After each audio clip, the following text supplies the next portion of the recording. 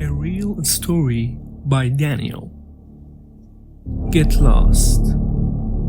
Lost at sea. I am Daniel, and this is the tale of my being lost at sea. It all began with my friends and me. We were reckless enough to dare a sailing trip. We rented a small sailboat and set out into open waters.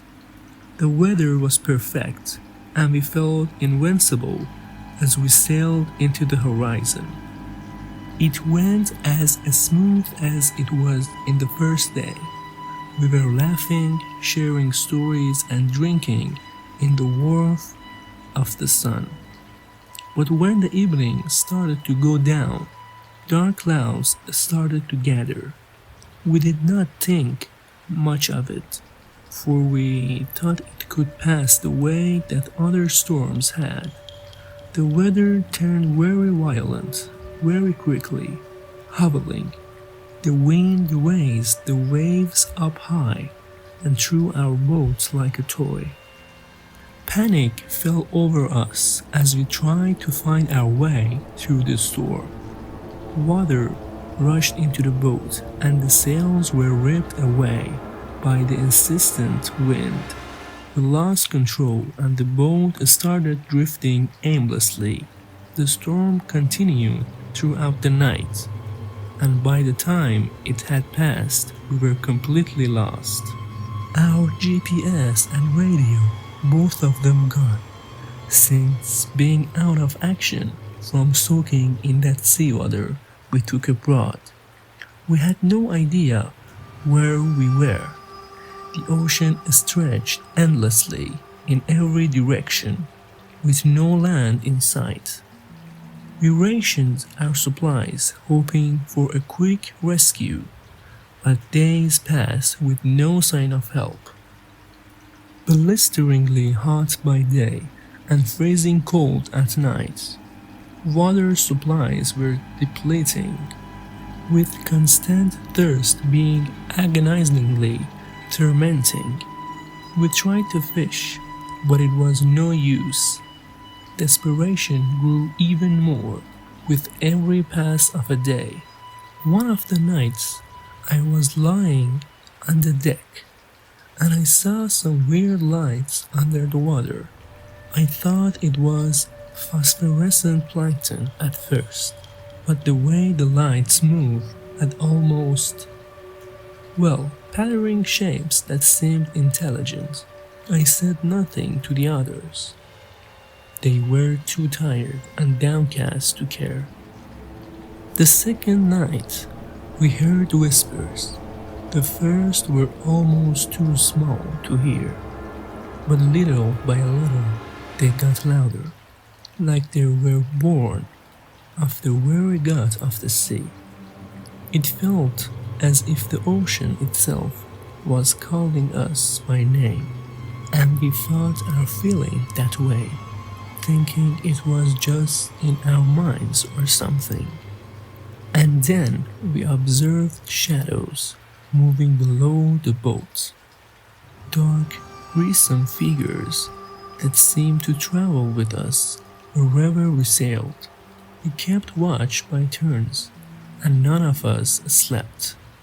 It was just too unsettling a feeling to be watched, and the whispers never seemed to cease. The next week, on the 5th day of the week, one of my friends disappeared. Mark was his name. We woke up and his sleeping bag was missing. We searched the boat but didn't find him. There was no sign of a fight, no splashing or even shouts for help. It was like he had been taken from the boat without a trace. It was fear that gripped us. We were so sure something was out there, something that had to have taken Mark. We decided to tie ourselves to the boat, a trick in the hope of preventing any more disappearances. But it only got worse. That night, the whispers turned into screams, guttural, desperate, echoing across the water. The shadows beneath us started to take a deeper shape, darken in clarity. We saw hands, pale and ghostly, reaching up from the depths, grasping at the sides of the boat. We were already terrified yet helpless without knowing what to do or where to go. The ocean had become a prison, with us as the captives.